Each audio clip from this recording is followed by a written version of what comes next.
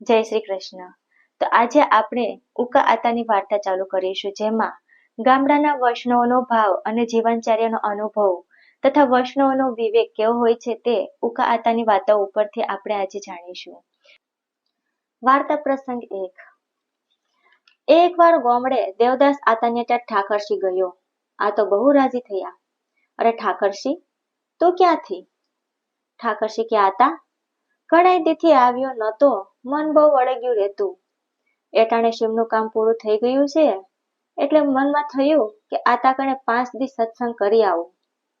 આતા કે ઠીક કર્યું દીકરા, હું એ તને સંભાળતો તો કે ઠાકરસી આવે તો સારું. ઠાકરસી કે આતા, તો આપણે કોરે ભારે મનોરથ થયા. આપણા કાઠિયાવાડનો પ્રેમ તો નવખંડ ધરતીમાંય નહીં હો. ખરેખર વ્રજની ગોપી રોખો જ પ્રેમ. વૈષ્ણવ પધારે તે તો જાણે પ્રભુ પધાર્યા. ઉનાળો હોય તો સાકરના પાણી કરીને પાય અને પંખા કરે. એવી સરભરા બહુ હાસવે. વાલામાં વાલી વહત એને લેવડાવીને રાજી થાય. ભાદરવામાં હું સોકીએ એટલે કે સોકી નામના ગામે મનોરથમાં ગયો તો. 35 ગામે કંકોત્રી લખી હતી. 500 જેટલા વૈષ્ણવ આવ્યા હતા. એમાં 65 મરજાદી ઠાકરને પધરાવીને આવ્યા હતા. ગામમાં ઠેકાણે ઠેકાણે કેળુના થાંભલાને શેરીને ઝાપે તોરણ બાંધ્યા હતા. વૈષ્ણવે આવ્યા. સાંજ પડી એટલે પાદરથી સામૈયા કર્યા. બસ એક બાયું ને ભાયું. સામૈયામાં વૈષ્ણવને પધારવાઈ ગયા હતા. પાદર સૌને સાતીમાં ઘાલીને હળિયા મળ્યા. સાકરના પાણી પાયા ને કીર્તન કરતા કરતા ગામમાં આવ્યા. આતા, કીર્તનની જૂગ બોલાતી હતી તઈ પરબત આતોય આવ્યા હતા. વેકરિયાથી રાઘવ આતો, કમઢિયાથી ભાદો આતો ને સાજડીયાથી હદો આતો એવા પરાસીન વૈષ્ણવ આવ્યા હતા. રાઘવ આતાએ વાતું કરતા કરતા કહ્યું કે જેને શ્રીનાથજીની ઝાંખી કરવી હોય એને સામૈયામાં જે ભગવદીય કીર્તનનો આવેશ હોય એની આંખમાં શ્રીનાથજીની ઝાંખી કરવી. મેં તો આતા ઘણું ધ્યાન રાખ્યું, પણ ભાગ્ય વિના ક્યાંથી થાય. પછી મંડપ આવ્યા ને પ્રસાદ લેવાની હાકલ પડી. પ્રસાદ લેવા ઉઠ્યા. ખીચડીને ઘી ને દહીંના દડિયા ભરી દીધા. પાતળીમાં ઘીના તો ધોળિયા હાલી નીકળ્યા હતા. એકવાર હું ગુજરાતમાં મનોરથમાં ગયો તો, પણ મને ગમ્યું નહીં. આપણી કાઠિયાવાડ તો હો ભાઈ હો. ગુજરાતમાં પ્રેમનું તો નામ નહીં. વૈષ્ણવ ઉપર ભાવનું તો ભોપાળું જ. આ તો કે હશે કોક વીરલા ન હોય એમ ન બને. લે હવે શોકીની વાત પૂરી કરું. તો ઠાકરસી કે પછી કીર્તને બેઠા. ભલ ગામનો સખુભાઈ હુતાર વૈષ્ણવને જુનાગઢનો પરમજી હંકારો. પ્રસાદ લેતા ધોળ ઉપાડ્યા. આનંદમાં ઓધ વળ્યા હો. બે મારા દીકરા કાંઈ કીર્તનિયા. આખી રાત ગવાયું પણ થાકે ના. પછી હિસ હમસીને ઝુમરની ઝૂપ થઈ તઈ તો સાક્ષાત વરસ ખડું થઈ ગયું હો. એક એક ગોપીને એક એક માધુની ઘોડે રાસમંડળ થયું હતા. પ્રભુના નામ લેતા લોક લાજનું નામે નહીં. આતા કે છોકરા, ગામડામાં હજી એવો ને એવો ભાવ છે. શહેરમાં તો સત્યાનાશ વળી ગયું છે. બધાય ડાસા ઘાલીને બેઠા જ હોય. ઠાકરસી કે એમાં એને શું રસ આવતો હશે આતા? આતા કે એ અંગ્રેજી ભણ્યા એટલે ઓટો વળી ગયો. શહેરમાં વૈષ્ણવના છોકરાઓ બાટલીઓ પીવે છે, કંદોનું વાલું ખાય છે. એથી આપણા ગામડામાં સારું છે કે શેરનો વા લાગ્યો નથી, એટલે આપણને માન કે મત નથી. જ્યાં જેટલો પરપંચ વધારે ત્યાં એટલો ધર્મ ઓછો સમજશે. શહેરના વૈષ્ણવને કોકથી આપણી મનોરથે આવે તો આપણે એનાથી ઓજાઈને બોલતાય દઈએ. એને માન બહુ જોઈએ.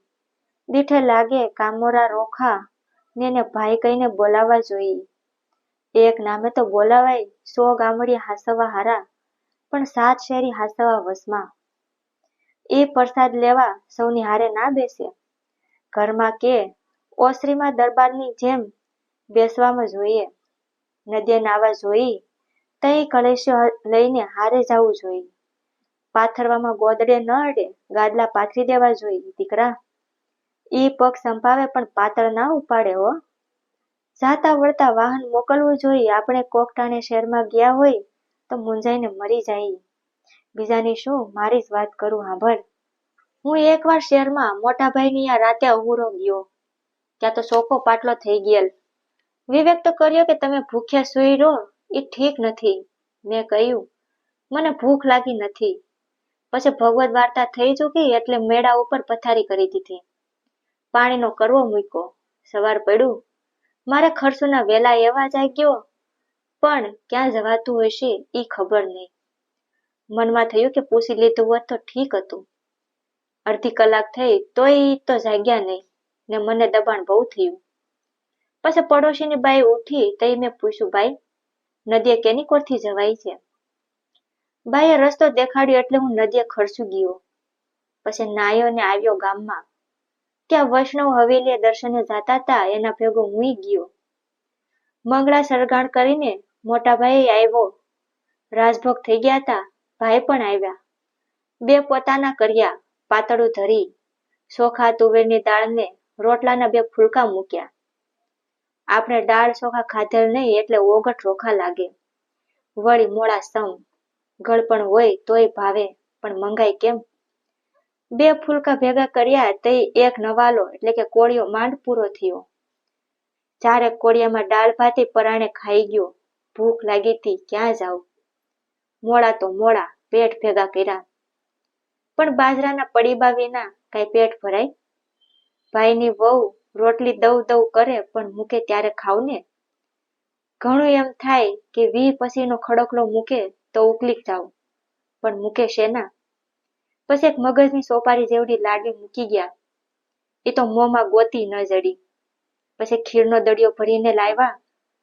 મેં જાણ્યું ઠીક થયું, મૂક્યા ભેગો સડકાવી જાવ.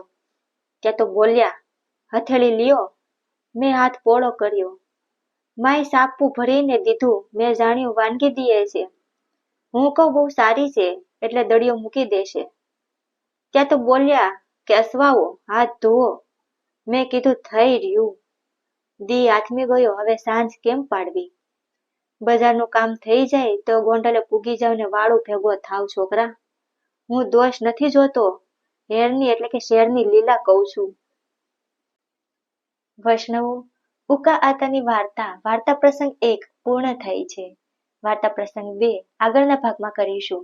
જો તમને ઉકા આતાની વાર્તા સારી લાગી હોય તો શેર કરવાનું ભૂલતા નહીં. તો સર્વે વૈષ્ણવોને જય શ્રી કૃષ્ણ.